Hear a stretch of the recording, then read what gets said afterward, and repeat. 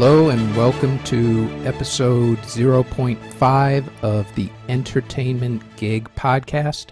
My name is Cleon, and let's get into the news.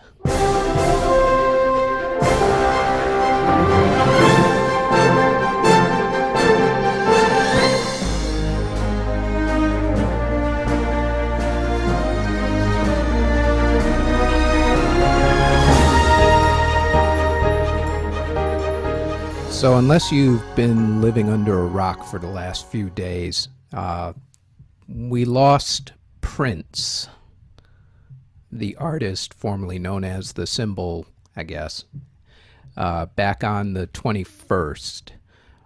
First and foremost, let's just say that this year has really been a really sucky year for music, in the fact that if you look at all the artists, major artists, the most influential people who have formulated the way that music is these days,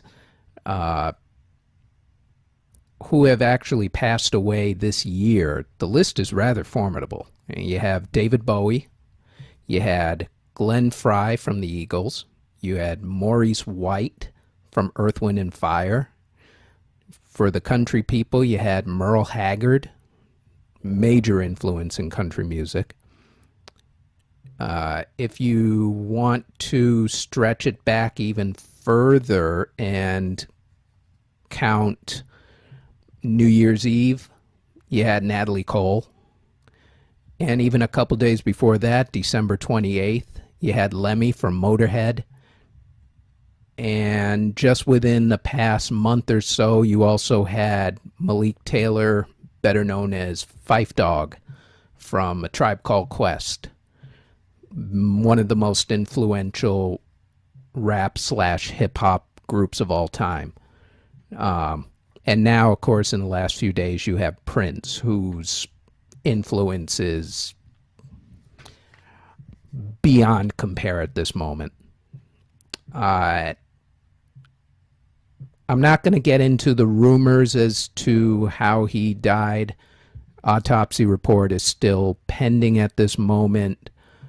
From what some people have said, not TMZ, it had started as the flu and then it turned into walking pneumonia. Also, he had been bothered by his hip and was taking Percocet, supposedly, although that hasn't been ruled as part of the reason why he passed away so suddenly. A lot of these guys, when you look at the list, are relatively young in terms of life expectancy these days. And for the most part, they didn't die from the usual rock and roll excesses like a drug overdose or alcoholism or something like that. Yeah, there might be an argument that might be made for a couple of them having the excesses of all those years of partying finally catching up with their bodies. But David Bowie was cancer. Maurice White was Alzheimer's.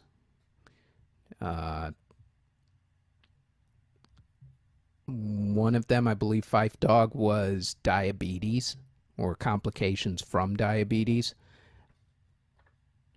And it's just hard to fathom the world without these people these days, especially this year. I'll tell you a story about the first time I saw Prince. I had actually heard Prince back when I Want to Be Your Lover came out, which I think was probably 1980, 81, something along those lines. And because of the fact that our city didn't get cable TV until 1983, if I'm not mistaken. I think we were one of the first neighborhoods to actually get cable TV. So back in the day, as we like to say, you didn't have the internet. So if you were going to get into music, there were only certain things that you were able to actually see at that point, along with relying on the radio. Uh, you would watch American Bandstand, Soul Train for R&B and Motown, that sort of thing, and a show called Don Kirshner's Rock Concert. And when I was growing up, that show used to be on at 4 o'clock in the morning on a local TV station. And what I would do is we had a really small black and white TV. And I would get up at 4 o'clock in the morning, sneak the TV under the covers so that it wouldn't bother anybody, especially my brother. And I would watch Don Kirshner's Rock Concert. At that point, really no one was really making a whole lot of videos per se. A lot of the videos were basically concert videos. And it was just before MTV first launched, or at least got popular. So no one had even really known about MTV at that point. So I'm watching Don Kirshner's Rock Concert one day, and he announces that this guy named Prince is about to be on the show. And I'm like, okay, I know Prince. I know Prince. I've heard I Want to Be Your Lover. That snuck onto the radio. Not a whole lot of times, because there again, at that point, there weren't that many radio stations that were going to play R&B, especially Prince-style R&B. This was the early 80s, mind you. So I'm watching this, I guess it was a studio at that point, and there were a lot of scantily clad women surrounding this circular stage, and out comes this short dude in a trench coat and Speedos. And he starts dancing and lip syncing to the song, which I think was Sexuality. It was either Sexuality or Controversy, one or the other. And I'm watching him, and I have two thoughts. First, who the hell is this weirdo? Because you just didn't see anything like that on TV.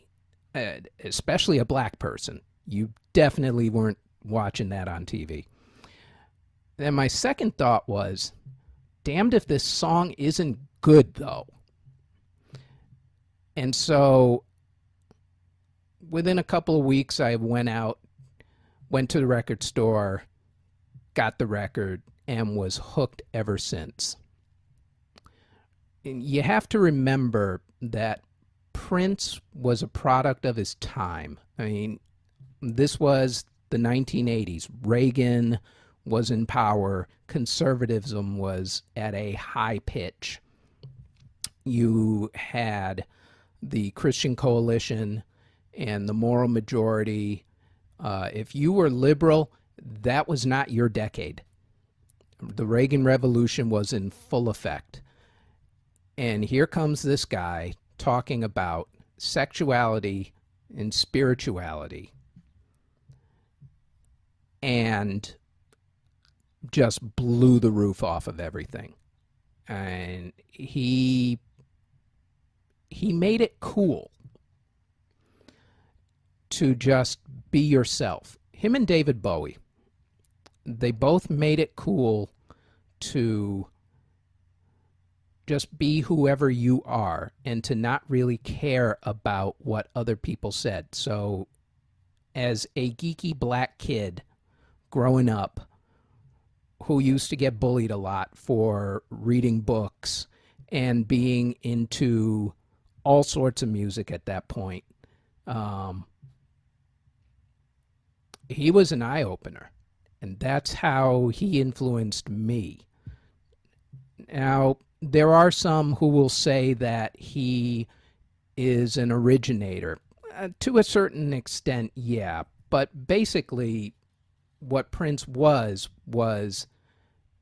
he was a combination of Jimi Hendrix, James Brown, and especially Little Richard, who to this day still does not get the credit he deserves as being the originator of rock and roll. People tend to forget that Little Richard was probably the first one who was putting on black eyeliner and being extremely provocative in concerts. This was back in the 50s.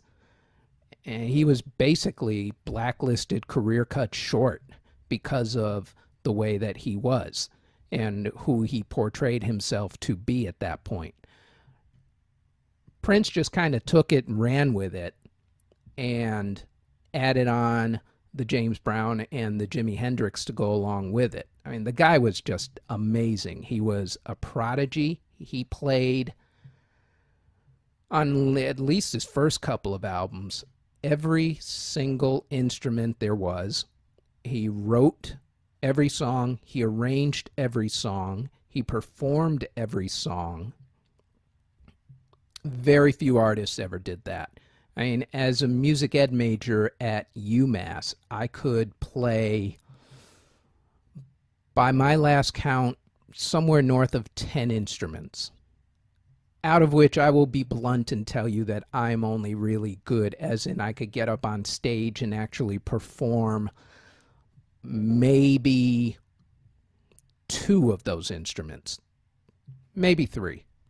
Trumpet, French horn, trombone, maybe sax if forced. Every other instrument, the piano, drums, bass guitar, electric guitar, acoustic guitar, all of that, I'm just barely scraping by. I'm lucky if I can get Stairway to Heaven off on the guitar these days, because it's been years since I've really played. This man could do it all. He was just amazing. One thing that you might not remember about Prince is that he is partially responsible for having the parental advisory stickers on record labels. And this was basically due to the Reagan Revolution and the times, basically. Back in 1985, the PMRC, which was the Parental Music Recording, I don't know, whatever. They were a relatively conservative group, and they were really powerful because they were the wives of senators. The chief one being Tipper Gore, who, as we all know, is the now former wife of father of the internet and father of the earth, Al Gore. And so, story goes that Tipper Gore's daughter had a recording of Purple Rain on, and the song Darling Nikki popped up. Lyrics go, I knew a girl named Nikki. You could say she was a sex fiend. I met her in a hotel lobby masturbating in a magazine. Something to that effect. And Tipper was not a happy camper. So she and a bunch of her friends, very powerful friends, came out with what they called the Filthy 15 list, which were 15 songs that were talking about sex, drug abuse, whatever. Motley Crue was on the list. Def Leppard was on the list.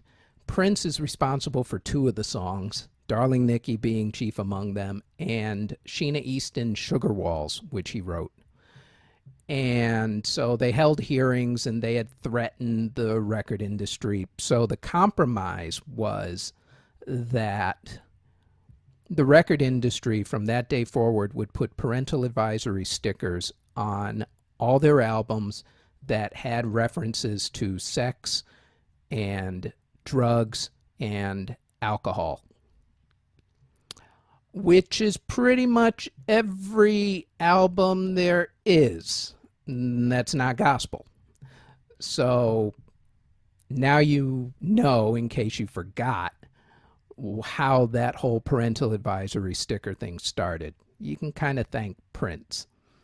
Um, his influence is just immeasurable. He was a fashion icon. His performances are legendary. The 2007 Super Bowl performance is widely considered the greatest Super Bowl halftime show ever. Michael Jackson's would probably be a second or at least a 1A, I would say. Um, I like the stories that are coming out now about how much he helped people and the projects that he got behind.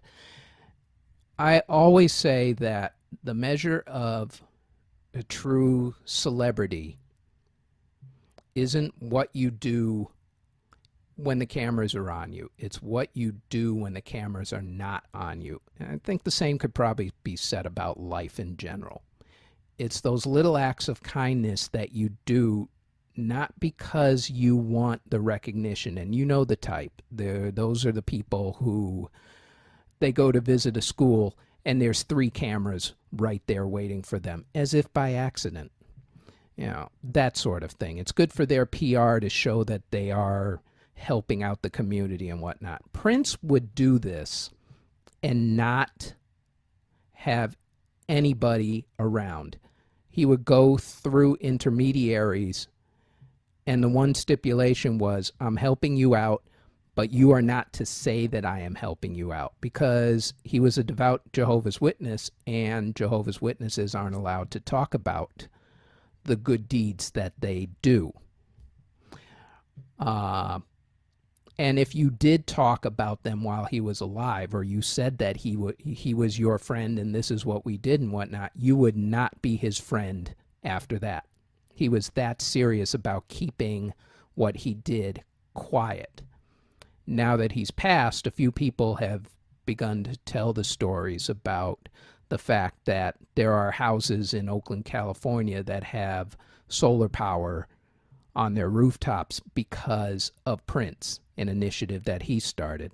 After the Baltimore riots within the past couple of years, you have Yes We Code, which is a program that, as it turns out, Prince helped start, so that black kids in the inner city would learn how to code in order to get good paying jobs in Silicon Valley and in technology to begin with. And as the days and weeks go on, I'm sure we're going to hear more stories about how he helped out a lot of people behind the scenes, aside from the fact that he helped jumpstart a whole ton of careers and helped out a lot of famous and non-famous people. And that's the way it should be. I'm personally going to miss him. Like I said, he made it cool for me to be a geek and for me to be smart, which, you know, if you have a book, especially in the black community, if you're a studious, if you speak the King's English, you're not looked at as being black enough. Prince made it so that it really didn't matter, at least to him, and it shouldn't matter to you. And so I will take that from his life and his legacy. Aside from the fact that the man could just flat out play some damn good music, his guitar skills were immeasurable. I would put him up there, top 5 guitarists of all time, maybe even top 3. Hendrix forever being number 1 in my book. Jimmy Page, Eddie Van Halen, but Prince is up there. I'm not sure in what order per se, but he's up there. Writer, producer, business-wise for the industry, he taught all these guys that you should own your own masters, you should own your own business. You never heard stories about him going bankrupt. The man knew how to take care of business. The thing with the symbol, which he could have cared less about people's opinions. There were a lot of people, when he changed over to the symbol, thought that his ego had gotten out of control. Bill Maher being chief among them. Bill Maher had at one time a Get Over Yourself award, which was the symbol, and it was for people who he thought were too egotistical.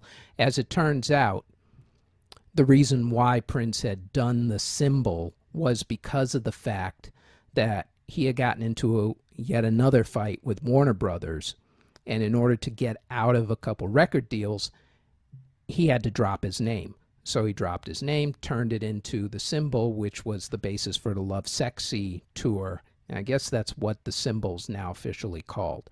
So a lot of it had to do with him trying to get out of bad record deals. And to which he eventually ended up winning, went back to Warner Brothers just recently.